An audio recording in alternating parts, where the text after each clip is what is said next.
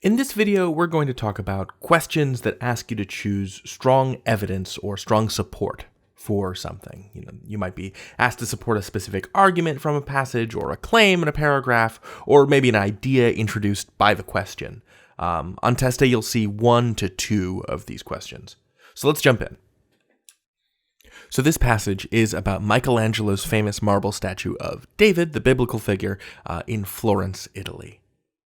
And while I know we're just talking about question 31 here, let's pretend as though we've been reading the passage, mostly just to get this context. Michelangelo had overcome the limitations of the marble block, and moreover, had turned it into a technical and artistic masterpiece. Now, to question 31. Which choice gives a second reason and additional support for the main idea of the paragraph? Okay, so we haven't even read the paragraph yet in question. It's going to be in here, because that's where question 31 is. So we'll read this paragraph, we'll figure out the main idea. There's one reason already present, so we need to come up with a second reason and additional support. So let's take a look at the paragraph. Upon viewing the stunning statue, so we know it really is gorgeous, guild members discarded the idea to hoist the statue to an exterior buttress. They decided not to lift it up to the exterior of a building. It was far too beautiful, and I'm going to skip this underline because it's one of our choices, and I don't want to be influenced by it. It was far too beautiful, that's reason 1, to be placed high above its viewers. After meeting with city officials and prominent citizens, the members agreed that the statue should instead stand outside of Florence's town hall as a symbol and representation of the city's strength and independence. Now that I look at it, that feels a little redundant to me. Symbol and representation of feels a little redundant.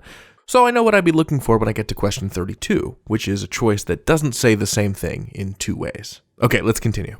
Thus, the guild members achieved their goal of enhancing Florence's prestige. So for me, the main idea from this paragraph is that guild members and city leaders decided not to lift the statue. They instead decided to put it on ground level where people could see it because it was so beautiful. It's so pretty. So we're looking for something that gives good, strong support to that idea. Why not lift the statue?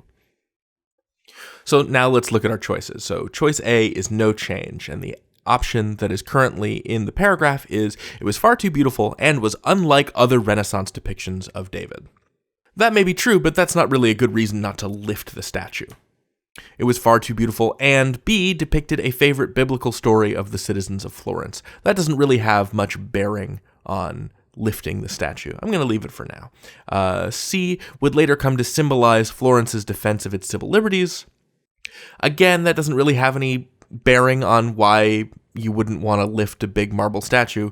So I don't feel confident about B or C. And let's look at D. The statue was far too beautiful, and D, at more than 8 tons, far too heavy to be placed high above its viewers. I think this is our answer, because first of all, this is a pretty evident, direct reason not to lift a giant statue. It weighs 8 tons, and it also matches some of the structure. It was far too beautiful and far too heavy. And that repeated structure signals to me rather elegantly that these 2 reasons go together.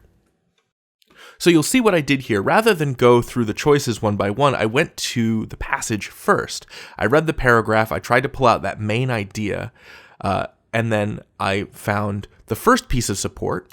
It's too beautiful. And then I looked for a piece of support that would match.